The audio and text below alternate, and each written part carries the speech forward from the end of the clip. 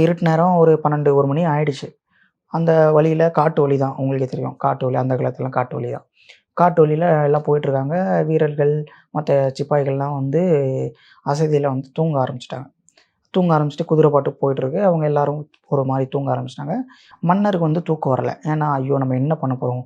நம்ம நாட்டு மக்கள் நம்மளுக்காக வெயிட் பண்ணிட்டுருப்பாங்க. நம்மளுக்கு காத்திருப்பாங்க. நம்ம போய் அவங்ககிட்ட என்ன சொல்றது? இந்த மாரி கிடைக்கல, செல்வம் கிடைக்கலன்னு சொன்னா, அந்த நாட்டு மக்கள் என்ன பண்ணுவாங்க? வேலைக்கா இருக்கட்டும், அவங்க சாப்பாடுக்கா இருக்கட்டும், என்ன பண்ண போறாங்க? என்ன பண்றது நம்ப? இல்ல வேற என்ன பண்ணலாம்? அப்படின்ற மாரி அந்த சிந்தனையில அவர் வந்து போயிட்டே இருக்காரு. ஸோ, அப்போ போயிட்டே இருக்க மாரி போயிட்டே இருக்காரு. ஒரு கிட்டத்தட்ட அவர் போற தூரத்துக்கும் ஒரு 500 மீட்டருக்கு முன்னாடி வந்து ஒரு வெளிச்சம் தெரியுது அவருக்கு. அந்த வெளிச்சம் தெரியுது. "என்னடா இது? ஏதோ வெளிச்சம் தெரியுது." அப்படி சொல்லிட்டு அவர் பார்க்குறாரு. பார்த்தோனே, "வீரர்களே, அங்க என்ன வெளிச்சம் தெரியுது?" அப்படின்னு கேட்குறாரு. எல்லாரும் தூங்குறாங்கல்ல. யாருமே முழிச்சுக்கல. இவரு மறுபடியும் பார்த்துட்டு பின்னாடி பார்த்தாரு. எல்லாம் தூங்குறாங்க.